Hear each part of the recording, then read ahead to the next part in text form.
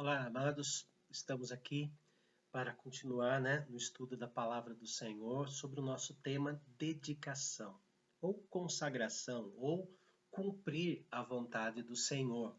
Nós estamos vendo nesta semana que isso significa lutar contra nós mesmos, né? Deus ordenou que fôssemos santos como Ele é santo, e também que a vontade do Senhor para a nossa vida é a nossa santificação. Então, qual é a vontade de Deus para a minha vida? A santificação.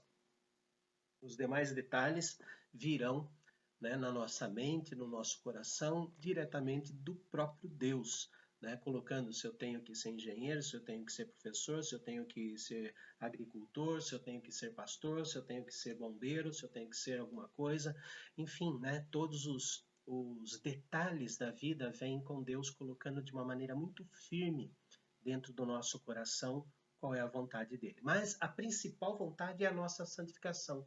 E nós vimos que quanto mais reconhecemos que somos fracos, frágeis, não conseguimos chegar a esta santificação sozinhos, mais vamos orar. E quanto mais oramos, mais Deus caminha conosco, Ele nos dá essa transformação de vida.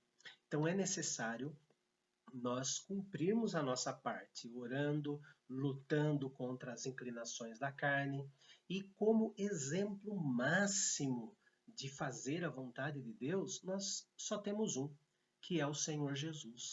E diz assim no texto de Mateus, capítulo 26, versículo 42, um momento muito crítico na vida do nosso amado Senhor Jesus, momento crítico, porque ele estava no jardim orando, e sabendo o que ia acontecer depois, ele seria traído, seria negado, seria mal julgado ou julgado de maneira completamente equivocada, errada, e mesmo assim ele cumpriu a vontade de Deus.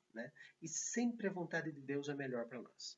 Então vejam lá, Mateus 26, 42 diz assim: tornando a retirar-se, orou de novo, dizendo: meu pai, se não é possível passar de mim este cálice sem que eu beba, faça-se a tua vontade. Faça-se a tua vontade. Jesus não queria morrer? Esta é a pergunta que fazemos dentro deste contexto da oração. Mas a nossa salvação, a morte do Senhor Jesus, já estava elaborada antes da criação do mundo, antes da fundação do mundo, antes da elaboração de como seria o universo. O livro da vida já estava escrito. Mas então por que Jesus orou? Se o profeta Isaías disse que ele ficaria satisfeito com o penoso trabalho de sua alma, por que ele fez essa oração? Para nos ensinar que mesmo que o perigo venha, esse perigo vem debaixo da mão do Senhor. Esse perigo vai chegar em nós e nós teremos a proteção do Senhor. No mesmo dia em que Jesus faz esta oração, só que narrado no Evangelho de João, ele disse que nós estamos na mão do Pai e na mão do Filho. Então, quando o perigo vem, bate primeiro na mão, bate primeiro em Deus e para chegar em nós. Então ele já sabia disso, mas para nos ensinar que sempre a vontade de Deus é o melhor para a nossa vida, inclusive quando nós passamos por apertos.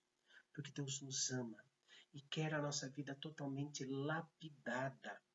Ele está quebrando o nosso coração, que é uma pedra bruta, e está esculpindo ali uma pedra polida. Ele está preparando o nosso coração. E para tirar as arestas, ele precisa usar sim o malho, o cinzel, ele precisa usar o martelo e a talhadeira. Ele está esculpindo a nossa vida de santos. Por isso que muitas vezes fazer a vontade de Deus dói, mas é necessário. E o Senhor Jesus é o maior de todos os exemplos. Vamos seguir, conhecer Jesus, ler Jesus. Muitos falam que conhecem a Cristo, mas são completamente diferentes dele.